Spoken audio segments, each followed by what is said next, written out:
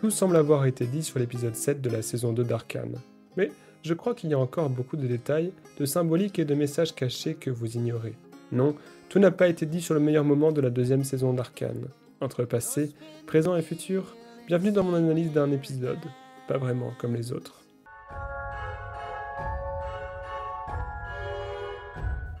Dès le générique, nous comprenons que l'épisode 7 sera différent. Plusieurs détails cachés et variations d'images intriguent le spectateur, annonçant les rebondissements à venir. J'ai déjà eu l'occasion de les analyser dans une vidéo dédiée. Une bonne manière d'annoncer un épisode qui sort complètement de la trame principale et de ses intrigues politiques. Du moins en apparence, car c'est en fait pour mieux y revenir. Comme Jace, Heimerdinger et Echo, nous sortons pendant 40 minutes de la réalité que nous connaissions pour en découvrir une autre, voire deux. Le choix de ces trois personnages n'est pas laissé au hasard. Si ce sont eux qui partent, c'est pour une raison. Heimerdinger est tourné vers le passé et ses enseignements. Jace regarde le futur et ses progrès, tandis que Echo décide de vivre le présent pleinement. Les trois sont complémentaires, nécessaires pour construire une vision commune. Ce trio rassemble aussi trois figures scientifiques importantes de l'univers d'Arcane. Heimerdinger, le mentor, et ses deux apprentis. Jace, rencontré à Piltover, et Echo, rencontré à Zone. Les trois hommes s'étaient retrouvés dans l'épisode 3, où ils étudient les runes sauvages. C'est en explorant l'une d'elles et ses anomalies qu'ils sont envoyés dans deux univers parallèles, ou plutôt dans deux versions différentes de leur univers. Jace arrive dans un environnement dystopique avec des paysages cauchemardesques, ravagés, abandonnés de toute vie, alors qu'Echo et Heimerdinger se retrouvent en pleine utopie. Ils explorent une zone pacifique où Silco a pardonné à Vander, où Milo et Clagor ont survécu. Une zone parfaite, du moins en apparence. L'utopie est d'autant plus appréciée par le spectateur après un épisode 6 à la conclusion tragique. Le contraste entre ces deux réalités, enfer et paradis, est tel qu'il est d'abord difficile de saisir en quoi elles sont liées. On réalise peu à peu qu'elles représentent ce qui aurait pu être en fonction des choix des personnages. What could have been, comme l'annonçait la chanson de clôture de la première saison. Intéressons-nous d'abord à la réalité de Jace. Le personnage part des profondeurs d'une zone ténébreuse, où subsistent des traces de magie avec d'étranges anomalies. Il traîne son marteau derrière lui, véritable figure christique en plein chemin de croix. Il monte vers le sommet de Piltover, entraînant derrière lui le poids de ses erreurs et de sa culpabilité. Comme le Christ dans l'Évangile, il sera finalement renvoyé par une forme de Dieu à la vie, dans une résurrection finale. Sur ce chemin, Jace tombe dans un précipice, s'y blesse. Il se fait écraser la jambe par son marteau alors qu'en saison 1, Victor se faisait guérir la même jambe par l'Hextech. Le parallèle entre les deux anciens amis se renforce à mesure des scènes. L'ascension de Jace, d'abord, est un miroir de l'ascension de Victor, né à Zone avant de s'élever de sa condition. Après être sorti de ses profondeurs, où il a été réduit au cannibalisme, Jace se traîne en s'appuyant sur son marteau, canne sommaire. Il est infirme, goûte à la faiblesse et l'humanité que Victor a abandonnée, corrompu par un rêve de perfection. Son handicap faisait en effet partie intégrante de l'identité de Victor, des valeurs qu'il portait. En l'abandonnant, il s'est déshumanisé. Cette inversion se lisait déjà dans les premiers épisodes de la deuxième saison, lorsque Victor devenait le messie de Zone, alors que Jace était celui de Piltover, en saison 1. Symboliquement, Jace prend sa place, poursuit son combat inachevé, détruire X-Core. On comprend peu à peu ses comportements dans l'épisode 6 qui, contrairement aux apparences, ne le montrait pas comme l'antagoniste, mais comme l'un des principaux protagonistes de cette fin de saison. Les quelques doutes qui entouraient Victor, avec l'aspect sectaire l'environnant, le comportement déshumanisé de Sato sont confirmés. Il n'est plus un héros, mais bien le principal antagoniste de cette deuxième saison. Il a cédé à son illusion d'un impossible monde sans souffrance. Une fois au sommet, Jace retrouve son double mort, un marteau à la main. Il s'effondre à genoux, en miroir de cette ombre. Il retrouve alors le mage qui l'avait sauvé enfant, une version omnisciente de Victor, ayant décidé de le téléporter dans cet univers. Jace demande à retrouver sa réalité, comprenant ce qu'il lui reste à faire. Retour alors à l'épisode 6, où Jace a le courage de détruire l'illusion de perfection créée par Victor et ses partisans. Un courage similaire à celui qu'aura Echo, capable de quitter une réalité idyllique pour un dessein plus vaste. Jace frappe son meilleur ami d'un coup de marteau et déclenche le chaos, un chaos qui provoquera la mort d'Isha, comme sa décision de se battre aux côtés de Vi en première saison avait, elle aussi, provoqué une mort d'enfant. Après 2 épisodes de confrontation, les deux découvreurs de l'énergie Hextech se retrouvent finalement, flottant ensemble au milieu du chaos des étoiles, contraste et miroir de la scène de découverte de l'Hextech, où ils évoluaient au milieu d'un halo bleuté. L'ex-corps est anéanti avec ceux qui l'ont créé, du moins dans cette dimension de l'univers.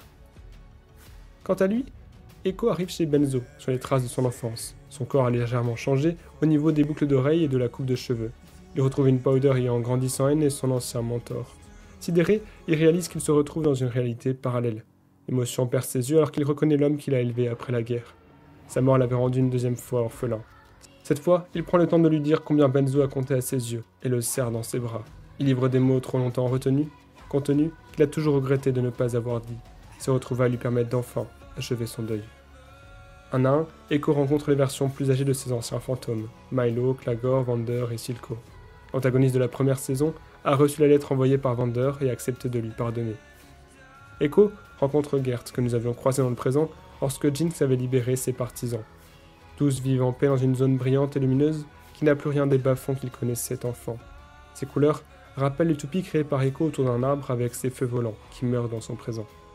Plus tard, il retrouva Heimerdinger arrivé avant lui dans cette réalité parallèle. On ne sait pas bien quand et ce qu'il y a fait. Certaines théories supposent qu'il est venu 4 ans plus tôt pour modifier cette réalité parallèle, œuvrant pour la réunification de Zone et Piltover et l'empêchement des recherches sur l'Hextech. Une manière de consacrer l'évolution de ce personnage de fondateur qui ignorait tout de Zone et qui finit par chanter pour ses enfants. Qu'elle soit vraie ou non, Heimerdinger retrouve dans cette réalité une forme de paix.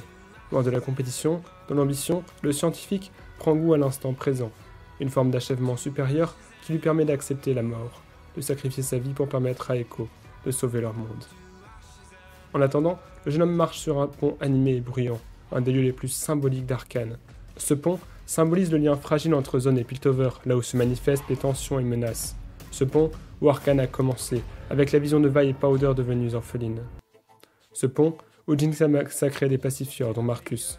Ce pont bloqué par Jace, puis par Noxus. Ce pont, enfin, où se sont affrontés Jinx et Echo dans le 7e épisode de la première saison. Echo voyait alors son ancien ami d'enfance comme perdu à jamais. Il attaque avec violence, caché derrière un masque, jusqu'à la mettre à terre. Il était devenu un homme dur, brisé par le destin tragique des siens. En découvrant l'univers parallèle, il retrouve l'espoir pour Jinx, le goût du rêve d'un monde meilleur. Cependant, sous ses apparences, cette utopie est imparfaite. Vi est morte, un signe tragique du destin, comme si les deux sœurs étaient condamnées à ne jamais se retrouver complètement. Un moyen de rendre encore plus douce et amère leur retrouvaille autour de Vander sous sa forme de bête. Bien que disparue, Vi est omniprésente. Vander a tatoué son nom sur sa main. Powder porte le collier de sa sœur et a une mèche de cheveux roses en son souvenir. Elle n'a jamais vraiment surmonté le traumatisme et accepté le deuil. Elle reste enracinée dans un passé révolu, ce qui l'empêche de quitter le bar de Vander qui lui rappelle sa sœur, d'exploiter son potentiel d'invention. Grâce à Echo, elle va enfin pouvoir regarder vers l'avant. La romance entre ces deux personnages est probablement le plus gros point fort de l'épisode. Depuis leur séparation, Echo et Jinx ne cessent de s'opposer, en dépit d'épisode 4 et en fin d'épisode 6. Le destin les a poussés à devenir ennemis alors qu'ils se ressemblaient tant, ce qui rend leur amour fictionnel d'autant plus fort. Echo retrouve espoir en celle qu'il croyait assez perdue pour la peindre sur sa fresque des personnes mortes. Ce voyage lui rappelle qui elle était, qui elle aurait dû devenir. Lors de la scène de la soirée, un plan montre l'arrivée de Powder en partant de ses pieds, un show de mise en scène qui rappelle tous les plans d'introduction au combat entre Jinx et Echo. La scène de danse est à la fois un miroir et un contraste du combat les ayant opposés en première saison, à l'épisode 7. Une scène filmée en 4 images par seconde, 4 images par seconde comme les 4 secondes qu'Echo est capable de remonter dans le temps. 4 images par seconde pour mieux s'immerger dans l'instant présent, loin d'un futur idéaliste ou d'un passé traumatique. 4 images par seconde enfin, pour donner l'impression que cette scène est déjà un souvenir. Car il va falloir partir. Malgré tout ce que cette réalité lui a apporté, Echo décide de la quitter. La sienne doit être sauvée. Avec Powder, il construit un engin destiné à le revoyer dans sa réalité. Il la pousse à créer, innover, lui disant que ses inventions peuvent changer le monde, ce que le Echo de sa réalité n'aurait jamais pu lui dire. Sur le dernier plan, on les voit tracer un cercle ensemble, une création symbole de leur relation qui ne peut aller au bout. Avant de partir, Echo offre à Powder un dessin de Vi adulte. L'un comme l'autre ont compris qu'ils n'appartenaient pas à la même réalité. Powder sait désormais qu'il existe un endroit où sa sœur a grandi, qu'elle est devenue une femme forte. Consciente qu'Echo va partir, elle lui conseille d'aller de l'avant, de la laisser derrière, elle. Une fois dans la machine, Echo regarde l'autre version de lui-même, inconscient près de Powder, avant d'enfin retourner chez lui, reconnaissant d'avoir pu vivre ces moments. Cet épisode lui a permis d'évoluer, et le Echo qui repart est différent de celui qui est arrivé. Il sourit, a retrouvé de l'espoir. Ce qu'il a vécu lui permettra de trouver les mots pour empêcher Jinx de se suicider. Il sait, lui, qu'il existe une bonne version d'elle. Il la sauve en utilisant l'appareil qu'il a construit avec Powder et en lui livrant la leçon retenue de son voyage. Si Jinx décidera finalement de se laisser mourir pour sauver Vi de Warwick, un petit détail montre une évolution entre les deux scènes. Au lieu de répéter « Please let me go », les paroles disent cette fois « Don't let me go ». Cet épisode est donc riche de conséquences sur les personnages et l'ensemble de l'intrigue. Echo se retrouve assis seul dans l'épisode 9, un grand vide à ses côtés, une scène miroir de celle de Powder dans l'autre réalité. Il a aussi des conséquences sur l'univers utopique. Grâce ou à cause d'Echo, Powder a changé. On voit qu'elle possède des cristaux extèques dans son tiroir. Elle ouvre comme une boîte de Pandore qui condamne son univers. On peut imaginer qu'en recréant l'Excore, elle mettra sa réalité autant en péril que celle de nos héros. Son univers est probablement l'une des réalités testées par Victor, une réalité donc vouée à échouer. Elle aura cependant donné à Echo et Jace un modèle, un objectif à atteindre, un combat. Se battre non pas pour des avancées technologiques, mais pour des avancées sociales. Se battre non pas pour le pouvoir, mais pour pouvoir aimer, danser, créer et pardonner. Se battre parce que, dans le plus sombre des gouffres, dans les âmes les plus abîmées, il demeure toujours de l'espoir.